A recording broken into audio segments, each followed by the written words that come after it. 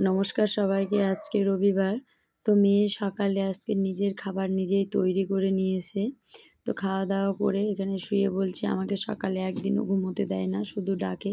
তো আমি বললাম, "পড়াশোনা বাদ দিয়ে তোমার ঘুমোলে হবে।" তারপরে বকা দেওয়ার পরে ও ওখানে পড়তে বসলো আর আমি এদিকে বাসনগুলো ধুয়ে নেওয়ার পরে বাজার নিয়ে এসেছে। তো মাছ কেটে ধুয়ে পরিষ্কার করে স্নান করে পুজো করতে এসেছি। তো পুজো করার সঙ্গে সঙ্গেই রাস্তা দিয়ে মিছিল যাচ্ছে, তো দৌড়ে চলে আসলাম মিছিল দেখতে রান্নাবাড়ি বাদ দিয়ে। মিছিল দেখে ভিডিও করে তারপরে গিয়ে রান্না করেছি। তো মাছ দিয়ে আলু, বেগুন, পুঁইডাঁটা, পেঁয়াজ দিয়ে তরকারি করেছি আর কয়েকটা মাছ ভাজা রেখেছি। কারণ বর বাড়িতে ছিল না, তো মেয়ে আর আমি একা, ওই জন্য এক তরকারি রান্না করেছি। তো সন্ধেবেলায় নিমন্ত্রণ আছে, ওজন্য আর কোনো রাতে রান্নাবাড়ি করতে হয়নি।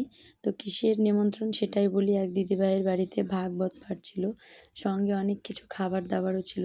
তো আজকের ভিডিওটা এই পর্যন্তই। দেখা হবে আবার একটা নতুন কোনো ভিডিওতে। ততক্ষণে সবাই ভালো